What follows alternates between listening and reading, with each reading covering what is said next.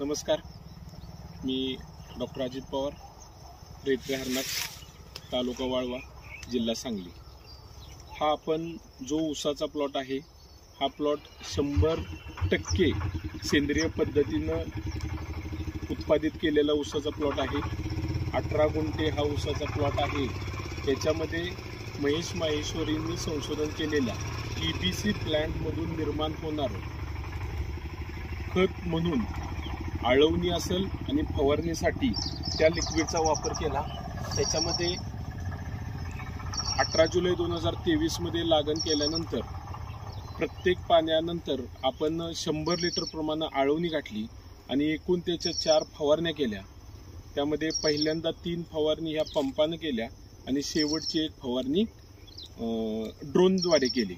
अतिशय सुंदर result EBC आलेला आहे। त्याचबरोबर आपल्याकडे देशी गायींचा गोठा असल्या कारणाने आपण स्लरीचाही या प्लॉटमध्ये वापर केला। फक्त ऊस वाढीसाठी नाही तर जमिनीच्या आरोग्यासाठी सुद्धा आपल्याला याचा फायदा झाला। आपण आता समोर पाहू शकता की हा ऊस, या ऊसाची असणारी जाडी, संख्या आणि पेरांची संख्या साधारणपणे प्रत्येक ऊसामध्ये कोणताही ऊस घेतला तर 40 पेक्षा जास्त कांड्या किंवा पेरांची संख्या या ठिकाणी आपल्याला दिसते।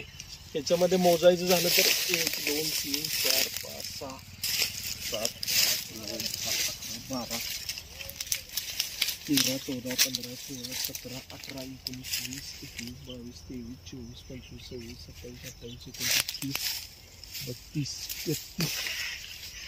33 34 35 36 37 38 39 40 41 आणि 43।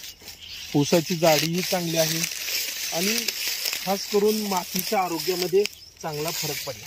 त्याला आपण पावसाळ्यानंतर पाणी पाजलेलं नाही।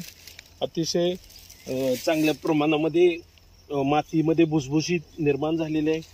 त्यातून ऑर्गॅनिक कर्बही नक्कीच वाढलेला असणार। ऊसाची जाडी आणि गोडी पाहता अतिशय समाधानकारक त्याचं उत्पादन आलेलं आहे।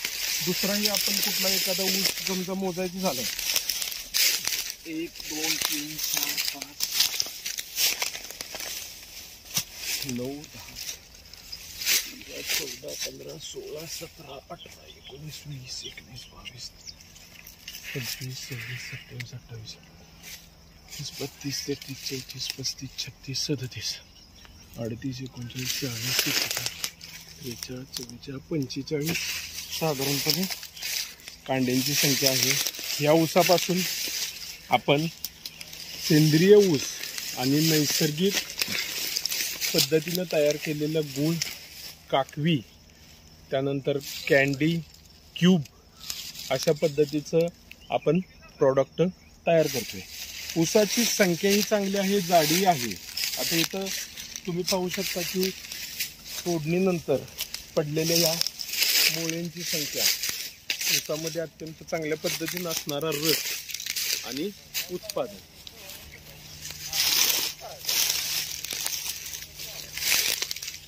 अतिशय समाधानानं हे EBCचा वापर केल्यानंतर चांगल्या पद्धतीनं ऊसाचं उत्पादन निघत आहे आणि मातीचं आरोग्यही सुधारत आहे। वॉटरशूटची संख्या चांगली येते, त्याची जाडी, पेराची लांबी आणि निकोप अशा पद्धतीचा ऊसाची वाढ तयार होत आहे। धन्यवाद।